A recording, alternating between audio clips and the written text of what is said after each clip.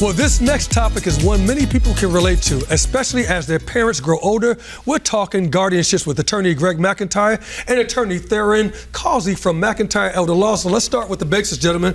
What is guardianship and why is guardianship appropriate, Therron? Yes, sir, Eugene, thanks. So guardianship is the legal process by which the court will appoint a legal guardian to make decisions on behalf of someone else. Generally, this is needed where there is a diagnosis of some sort of underlying condition like Alzheimer's disease, dementia, right? Perhaps someone suffered a stroke and they're incapacitated in a hospital. And due to that fact, they are unable to make their own decisions financially, healthcare decisions, really just needs an advocate to serve in that role. So does that cover everything, someone being incapacitated or even incompetent or even resistant? So guardianships are when we fail to plan and there's really no choice. Everything's frozen. There's no one to make healthcare or financial decisions, and a family member has to pursue a court process called guardianships. I love when I watch Therron work and handle those cases and go to court, and he's an attorney in our firm.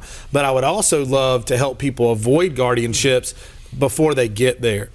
We certainly handle a ton of those, but simply putting foundational estate planning in place can help you avoid guardianships and allow you to be proactive and choose the people that are going to handle your finances or health care if you become incompetent or incapacitated because of accident, illness, or injury. So you mentioned about frozen assets, just briefly, you mentioned about frozen assets. Sure. So how does that play out? The assets are frozen, and who makes those decisions? Sure, great question. So there are different roles for guardianships in North Carolina. If the court agreed that a guardianship were necessary and or warranted, then they can appoint a guardian of the person, which would be someone in charge of both health care and custody decisions, a guardian of the estate, which might be someone that manages the estate, makes financial decisions, or a combination of both those things, Eugene, which is called a general guardian.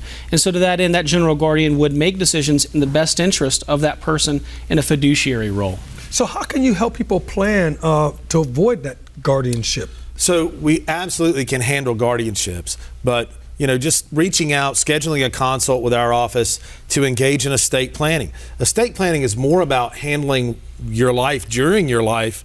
It's much about that as it is after you're gone. Mm-hmm. So getting those ducks in a row, being proactive, and appointing the right people, the agents to handle your financial and healthcare affairs, if you have those folks in your life that you fully trust. I know your law firm is a little bit different, how you handle your people and the fact that you really are close to your people. So I know they can get a consultation. Tell me all the ins and outs. Where can they get more information? Sure. Go to mcelderlaw.com. That's mcelderlaw.com. We've got a ton of information, articles. Therron's written a lot of articles and done a lot of videos about guardianship.